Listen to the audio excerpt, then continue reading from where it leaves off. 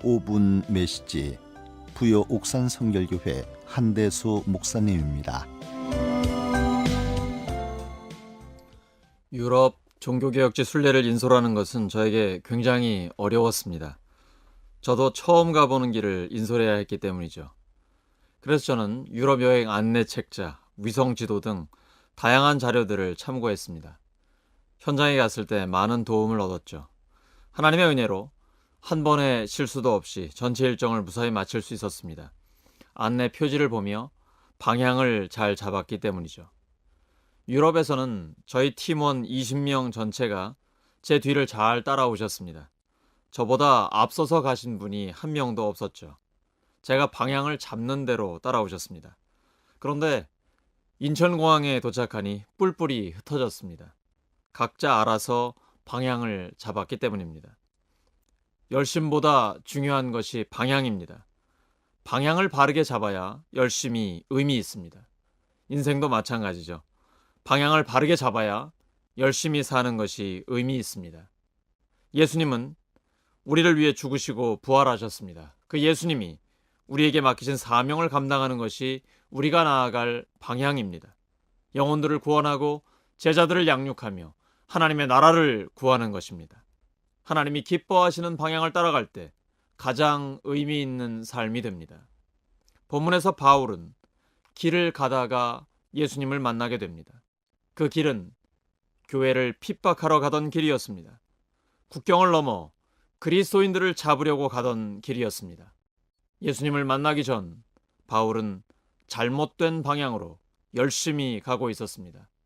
예수님을 핍박하고 있었고 자기 자신을 파괴하고 있었습니다.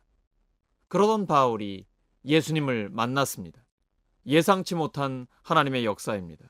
그리고 나서 그는 예수님을 전하는 사람이 되었죠. 사람들을 살리는 사명을 감당하게 됐습니다. 약 500년 전 종교개혁 시기에 프랑스에서는 천주교와 개신교 간에 30년 넘게 위근호 전쟁이 있었습니다. 그 사이 잠깐 평화로운 때 천주교 축제일에 결혼식이 있었고 그 결혼식 하객으로 참석한 개신교도들을 천주교인들이 학살합니다. 그 후 천주교와 개신교 사이에 격렬한 전쟁이 계속되죠. 잘못된 종교적 열심은 사람을 죽입니다. 그러나 방향을 바로잡고 열심을 내면 사람을 살립니다. 영국 런던에 존 웨슬리 예배당이 있습니다. 존 웨슬리는 35세 때 올더스게이트에서 회심을 하게 됩니다. 성도들의 모임에서 마틴 루터의 로마서 주석 서문을 묵상하고 그는 고백했습니다. 나는 내 마음이 이상하게 뜨거워지는 것을 느꼈다. 그의 동상 밑에는 이렇게 기록되어 있습니다. The world is my parish. 세계는 나의 교구다. 회심하고 나서 88세까지 52년 동안 복음을 전하며 성결과 사랑 실천 운동을 했습니다. 말을 타고 그렇게 오간 거리가 지구의 7바퀴 반에 달했습니다. 그가 방향을 바로잡고 열심을 냈을 때 교회가 살아나고 사회가 깨끗해졌습니다. 교회는 방향을 잡아주는 역할을 합니다. 열심보다는 방향이 중요합니다.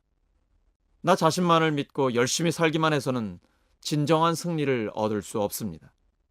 나를 위해 죽으시고 부활하신 예수님을 믿고 사명을 따라 살아야 합니다. 그것이 예수님의 제자가 가는 길이며 하나님이 기뻐하시는 삶입니다. 5분 메시지 부여 옥산 성결교회 한대수 목사님이었습니다.